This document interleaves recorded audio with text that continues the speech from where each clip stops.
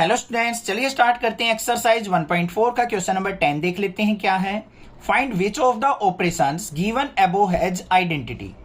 हमें question number 9 के अंदर जो ऑपरेशंस दे रखे हैं हमने बताना है कि उनमें से कौन से फंक्शन की आइडेंटिटी एग्जिस्ट करती है।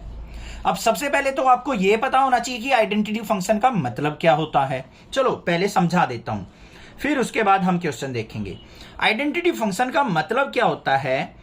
हम मान लो आइडेंटिटी फंक्शन को किसी टर्म से डिनोट कर लेते हैं। ये मान लो हमने या तो स्मॉल आई से कर लो या ई से कर लो, इन दोनों टर्म से ही यूज किया जाता है। तो आइडेंटिटी फंक्शन क्या करता है, अगर मान लो मेरे पास ए कोई टर्म है, कोई वैल्यू है, अगर उसका मैं बाइनरी ऑपरेशन करता हूं आइडेंटिटी टर्म से तो मेरा रिजल्ट जो है वो ए ही मिलेगा। अगर सेम रिजल्ट मुझे मिल जाता है तो मैं कह सकता हूं कि ये ई जो है आइडेंटिटी फंक्शन है इस बाइनरी ऑपरेशन के लिए। समझ में आई बात कुछ? ठीक है। या फिर ई बाइनरी ए, इससे भी हमें रिजल्ट ए ही मिल जाए तब भी मैं कह सकता हूं कि मेरा बाइनरी ऑपरेशन है। तो इसका मतलब हमें क्या चेक करना है कि a binary e is equal to a हो या फिर equal to e binary a हो। अगर ये कंडीशन सेटिस्फाई होती हो तो मैं कह सकता हूं कि आइडेंटिटी फंक्शन इस बाइनरी ऑपरेशन के लिए एग्जिस्ट करता है। अब क्वेश्चन नंबर 9 के अंदर जो हमें दे रखा है फर्स्ट पार्ट, वो क्या है, a star b is equal to a minus b. ठीक है। अब ध्यान से देखो बच्चों, जो ये बी होता है ना, इसको रिप्लेस करना है अपने कोई भी आइडेंटिटी फंक्शन से। देखो ध्यान से, मान लो यहां पे है a star e is equal to क्या होना चाहिए, ए माइनस ई। बी को हमने किससे रिप्लेस कर दिया, आइडेंटिटी फंक्शन से।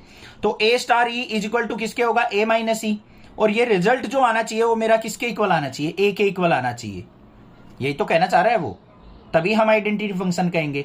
तो ऐसा पॉसिबल नहीं होगा इस केस में। देखो ध्यान से, ए की वैल्यू मान लो आपने 2 ले ली, 2 स्टार ई आइडेंटिटी फंक्शन की मान लो वैल्यू 1 है, तो हमारे पास यहां पे क्या हो जाएगा 2 - 1 और रिजल्ट क्या आएगा 1। 2 तो नहीं आया, आना चाहिए था हमारा ये ए आंसर आना चाहिए था, बट ए तो नहीं आया। तो यहां पे क्या होगा, no identity function exist, no identity possible. ठीक है। सिमिलरली हम सेकंड पार्ट में करेंगे, थर्ड पार्ट में करेंगे, इस तरीके से हम चेक करेंगे। आप करके देखना, कोई भी फंक्शन में आपको आइडेंटिटी नजर नहीं आएगी और पॉसिबल है ही नहीं किसी भी फंक्शन में 4 तक। उसके बाद हमारे पास एक फंक्शन आता है फिफ्थ पार्ट में, क्या है, a star b is equal to a b by 4। इस फंक्शन पे आइडेंटिटी फंक्शन लगा के देखते हैं हम। देखो यहां पे ए स्टार बी की जगह आइडेंटिटी फंक्शन, रिजल्ट हमें ए मिलना चाहिए तभी हम आइडेंटिटी फंक्शन कहेंगे। अब यहां पे देखो ए की वैल्यू क्या है हमारी, ए को मान लो हमने क्या कर लिया, यहां पे फिक्स रख लिया। और आइडेंटिटी फंक्शन को अगर मैं 4 पुट करता हूं इस केस में तो मुझे रिजल्ट ए ही मिलेगा, बेशक देख लो ट्राई करके। देखो इसकी जगह हमें क्या करना है, यहां पे ये फंक्शन यूज करना है ए स्टार बी। इसका मतलब ये जो है ए स्टार बी क्या रिजल्ट देगा हमें, ए बी बाय 4। बी की जगह हमें 4 पुट करना है, तो यहां पे क्या हो गया, ए इंटू 4 डिवाइडेड बाय 4। 4 से 4 कट करेंगे तो रिजल्ट क्या मिल रहा है मुझे, ए मिल रहा है या नहीं मिल रहा है। ध्यान से समझो बच्चों इसको। देखो यहां पे मतलब पहले तो इसका मतलब समझा करो कि ये जो ऑपरेशन दे रखा है इसका मीनिंग क्या है। अगर मैं ए ऑपरेशन बी करता हूं तो मुझे रिजल्ट मिलेगा इन दोनों की मल्टीप्लाई को डिवाइड बाय 4। यहां पे मैंने क्या किया, ए और 4 पे ऑपरेशन लगाया, बी की वैल्यू को 4 से रिप्लेस करके, तो इनकी मल्टीप्लीकेशन डिवाइड बाय 4 रिजल्ट मिलेगा मुझे। मतलब ए मल्टीप्लाई 4 डिवाइड बाय 4, 4 से 4 कट किया मैंने, रिजल्ट क्या मिल गया, ए की वैल्यू कोई भी पुट करके देख लो। तो इस केस में हमारा क्या होगा, आइडेंटिटी फंक्शन 4 होगा। In this case identity function, identity is 4। This is the answer. बाकी किसी केस में आइडेंटिटी एग्जिस्ट नहीं करेगी, ओनली इस केस में आइडेंटिटी एग्जिस्ट कर रही है। अब किसी भी क्वेश्चन में पार्ट में ट्राई करके देख लेना, और भी क्वेश्चन देख लो। मैं एक बार आपको बता दूं, 6 पार्ट और दिखा दूं एक बार। A star b is equal to a b का स्क्वायर है बच्चों। ठीक है।